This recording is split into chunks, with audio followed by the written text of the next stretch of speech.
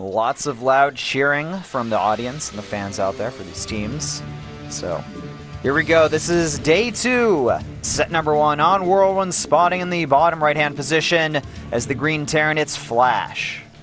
His opponent spawns as Red Zerg on the bottom left position. His name is hyvaa, playing for STX Seoul. hyvaa not having a lot of success yesterday. Did show a pretty good game, pretty solid game. Wasn't able to grab the win.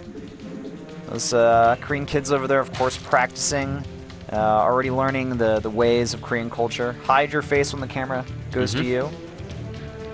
Now, I'm just a little bit curious what hyvaa is going to bring to today's match today, because, you know, against SK Telecom T1 and the ZBZs that he played, on day number 1 he went for the cheesy play, but on day number 2 he tried to play a little bit more of a macro game.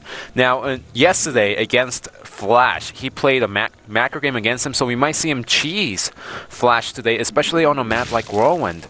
Yeah, I actually would not be surprised if we saw cheese from hyvaa. It's something that he is very capable of doing. And, you know, by showing a solid macro game yesterday, he's basically telling Flash, hey, I'm not afraid to do this, so don't just automatically expect the all-in or the timing and aggression from me. This time around, though, I think it's hyvaa's time. This is when he needs to go for the cheese. If he can manage to take out Flash and get an early win for his team, that is just going to help out STX Seoul so much. In fact, if we just talk about the Flash is going to win and Innovation is going to win, quote-unquote, those stuff, if hyvaa can actually take out Flash, we're going to see Innovation take out Hitman in set number 2, and that's going to give STX Seoul a 2-0 lead once again. Yeah. If hyvaa manages the win here, it's probably going to go, once again, maybe like a 4-1 score, maybe even 4-0. It's certainly possible looking at the matchups here. It just comes down to, you know, is hyvaa going to be able to pull, you know, some kind of magic trick out of his hat here? That's the real question. And even if he goes out, he needs to put a good fight against his opponent, saying, you know what, even if I lost today, I could still be fielded in the finals and play amazing matches against Wongjin Stars if we were to win today or Tuesday. Indeed. Well, just looking at the build orders here, Terran going for a very standard command center first opening, following it up with a barracks and a refinery. Our Zerg player grabbing a hatchery, you know, going hatch first. And I really like that he's going for the CC first on this map. It's so big, there's really no reason not to in this case. And there's no really counter build against CC opening rate. Command Center opening right now, unless you go for something really aggressive like a 6-pull, and even then, a lot of players are starting to build the Command Center at the ramp to make sure they can get a perfect wall off against the early Zergling rush. Yeah, so it's a great way to play, it's very safe. You don't really lose anything from doing it either, so it's, you know, just a good all-around safe style to play. It's like when Innovation got that one tank yesterday, that pretty much saved his butt against Crazy's all-in on Naro Station. And we have another Zerg coming out there in set 2 for a KT Rolster, so I'm curious to see if Innovation is going to repeat that opening. Well, we're going to have to see how he plays out in set number 2, but as of right now, Flash, he's just going to land the Command Center at the natural, and we see the same opening from hyvaa compared to yesterday. Everything's still looking pretty slick from him. The 2 gases are starting for hyvaa as well. Nothing too out of the ordinary, however. Of course, Reactor Factory for our KT player Flash, so he's, you know, going to build a few Hellions, do a little bit of scouting, kind of poke at his opponent, see, hey, what are you up to? Yeah, I'm just a little bit surprised that Flash is not going for an early scout. He's probably saying hyvaa put up a good fight against me yesterday, so he could go for the cheese, but I'm going to drag it into a macro game, and I'm going to defeat him once again, saying, you know what, my super late game is stronger than my opponent's. Yeah. Looks like hyvaa's actually scouting around the map with a couple of wings here. Just going to look for various... Ooh, hold on a second. We got a pretty fast armory here as well as a starport. Could we see Flash trying to go for Hellbats post-nerf? Well, I can see him go for it because, yes, it's not as strong right now. But if he just drops Hellbats inside the main base, hyvaa is going to get shaken a little bit. And especially after showing a no Hellbat build yesterday against his opponent, hyvaa might be skipping out on some of those Spine Crawlers or Spore Crawlers inside the main base against something like Hellbats. Yeah. hyvaa getting a pretty early third here. Looks like he's saying, hey, you know what? I've gained the confidence to go for a macro game against Flash, and he's also getting the fast Overlord speed, he's getting Zergling speed as well. Pretty much every Zerg unit nowadays actually has like some sort of speed upgrade if you actually, you know, kind of look at all the upgrades. But regardless, this is going to give our STX solo player a pretty good idea of what his opponent's doing early on in the game. And not making the same mistake once again, just like yesterday, hyvaa, he puts the queens in the perfect position to make sure the Hellions cannot get inside the main base. The only difference today, however, is the Hellbats are out on the way. Yeah, and you know what? Even though the Hellbats don't do as much damage, they still have as much tankiness as they used to. Zerglings alone aren't going to be too effective against that. But ooh, this fast Overlord, is he going to scout the Hellbats? I think from the look of things, yes, he spots the armory, he spots the starport.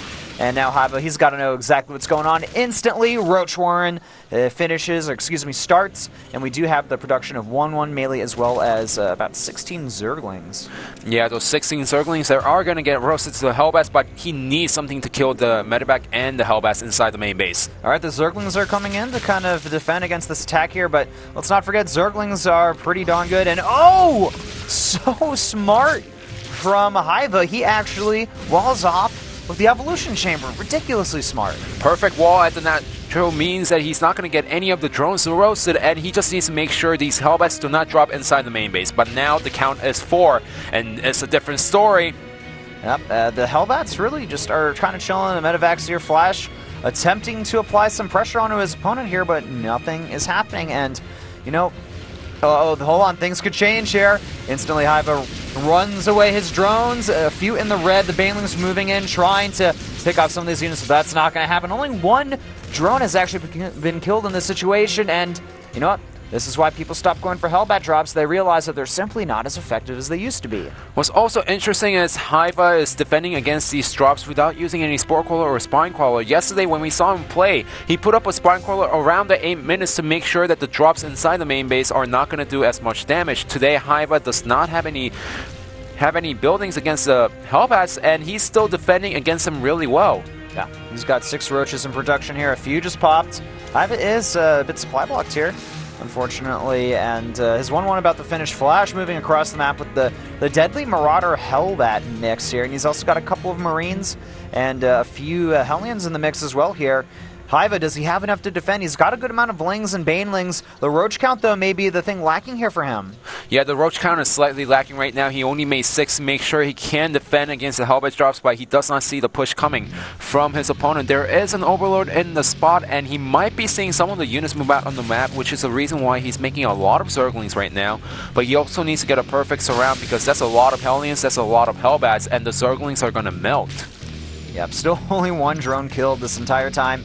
hyvaa sitting comfortably on about 52 drones at this point. Flash really wants to go in for the attack here. Here comes a Hellbat drop. Not really being too effective, though. Really, we're just seeing exactly how much less effective the Hellbats are post-nerf. And we do have a double drop moving into the main here. This is actually going to be pretty scary. The Queen needs to be careful. Doesn't want to get picked off there. The Banelings connecting with the Marauders. They need to connect with the Marines, with the Hellbats. And once again, we have a drop being just picked up, moved away. hyvaa defending pretty efficiently here. His economy is not being hit. Flash, though, his 3rd command center is completed, but look at how far behind his upgrades are. The engineering base at 11 minutes and 45 seconds are only just beginning. Yeah, and what he's been doing fantastic throughout the whole game is Flash, when he goes for this timing attack, this is when the Zerg players always drone up. But when we see the drone count right now, it's only at 53. He's making a lot of Roaches, Zerglings, and Banelings to defend against the timing attack. And in the midst of all this, hyvaa, he has the upgrades going while Flash is just starting his eBay, like you mentioned, which means that hyvaa, he is in a pretty good situation right now, as long as he doesn't die to the drops and push. Yeah, I mean, there's so much pressure that Flash is applying to hyvaa, and I think that's why his lair only recently started here, and his army is extremely fragile. If hyvaa misengages even just slightly, then he's going to lose a ridiculous amount of units, but so far, I mean, he's been doing a good job. Well, hold on a second here, though. It looks like hyvaa miscontrolling a few units, and the Banelings have to be very careful in this situation. He can't let the Banelings connect with the Marauders. He needs to hit the Hellions and the Hellbats and Marines in the back. Yeah, Flash is just sitting in a really annoying position right there. His opponent Hyvaa cannot actually engage into that position with the Marauders just surrounding every single fragile units like Hellbats and Hellions, but now he's getting out of there because he knows that he cannot actually move into Hyvaa's main base with the Force because he's going to put himself out of position. Alright, Hyvaa starting his 2-2 at this point. Still pretty far ahead as far as upgrades go. He needs to get the Centrifugal Hook upgrade for the Banelings, however. This is something that's certainly... Oh, hold on a second, though. He's going to go for the attack here. The Roach count, they're looking pretty ridiculously high right now. The Banelings have been able to connect with the Hellbats. There's a few left in this position, but overall, it's looking pretty solid. The Marauder count, though, very high. Hyvaa needs to be very careful. He doesn't have speed for the Roaches or Banelings still, and a lot of these units are just going to get picked off by the stemmed bio. Yeah, I was a little surprised that he actually pushed out in that position, sending his units back. Sending his opponent's units back a little bit is a nice decision by Hyvaa, but actually engage in that position, not so great with the upgrades not finished. That was pretty much a worst-case scenario for Hyvaa. I'd say before this, he was in a pretty solid position. Yes. He had the 3-base economy up way faster than his opponent. His upgrades, at least melee and attack upgrades and armor upgrades were ahead. But now in this situation, Flash, he's pretty far ahead in supply, 167 to 133. He's starting to get his +2 attack right now and +2 armor. Widowmine production is starting. We're seeing that switch out of the Hellbat tech, and we're going to see a much more mobile Terran army. Definitely, and even right now, Flash has, like you said, he has more supply than his opponent. If Flash notices this, he could just go for a drop inside the main base while going for a double-pronged attack at the third base or the natural. And remember, Hyvaa's Spire in this game is a little bit later compared to yesterday's game, which means Flash could go for the multiple drops and make it work since he knows that there's no Mutas out on the way. Yep, this Overlord spots one of the drops there. There's still another one. Oh, drop at the third base once again, but there's going to be enough units here for Hyvaa to easily defend. I think he loses a Queen, though. 10 Mutas in production, however, along with that +1 flyer attack. And until Hyvaa lost all his Mutas in the last game he played against Flash, he was using them very efficiently and very effectively. So we're going to have to see if he's able to repeat that success here. This is looking like a pretty strong Terran army, but Hyvaa still has a pretty formidable force of his own, but here comes a double drop into the main base of Hyvaa. Does he have enough units in position to defend against this attack? At the same time, we have a big push going to the third base. Hyvaa attempting to secure a fourth at the same time as well. The Banelings, they don't have speed still, and they're stuck behind the Roaches. Yeah, they need to connect to the Bioforce to make something happen. The Mutas are trying to attack into this position, but no, the Marauders already cleaned up the Roaches, and there's not much anti-air, but these Marauders can eat away on the drones and the hatchery all day long. Yeah, that's true. The DPS is still really strong from this Terran army. Look at that. The macro hatch ends up falling. The Spire and main hatchery could be next to that third base. Also, the fourth base has been spotted. Flash securing a fourth of his own at this position. And oh no, both hatcheries have been taken out. And the Spire looks like that's going to fall as well. Despite losing all of these forces, definitely worth it for Flash. Look at the supply difference right now. Flash is up 50 supply over his opponent, grabbing the fourth expansion. His 2-2 upgrades are about to finish. He is in a fantastic position to take this game. Yeah, and that's the power of Bio. Even if you lose them, you can remake them really fast, and now Flash has formidable army against the Mutas that his opponent has, and the possible Zerglings and the Roaches that he might have left over. Like you said, 163 supply to 93 of Hyvaa right now, as Flash is getting a 4th command center, and Hyvaa cannot do anything to deny the 4th command center at the 6 o'clock position. Yeah, it seems like the unit composition for Flash earlier on in the game just really threw a wrench into what Hyvaa was planning on doing this game. Everything was looking good for him early on, but once the attacks started coming, once that third base got sniped, it just, kind of went too poorly for Hyvaa, and he's moving in here once again, trying to make something happen. The connections are alright.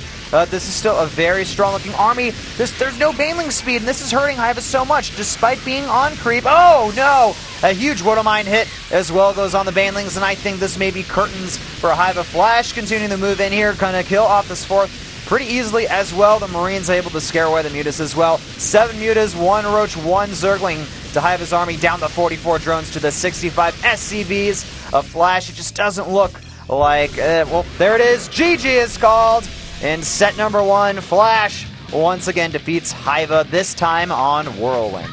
One little mistake, like not having the bailing speed, can cost you the game. If he had the bailing speed, he could have had the connections way much better against Flash's bio army, just like we saw yesterday. But because he didn't have any speed, Flash was able to stem, run away from the bailings, and make the attacks work. Yeah, well, looks like the STX Soul team not too affected by the loss, saying like, all right, whatever, we're just going to win set 2 with innovation. So KT Rolster, this time around, they're able to get the first win. It is, once again, from Flash. Can KT Rolster get more wins, though, besides their ace player? We will find out after this commercial break.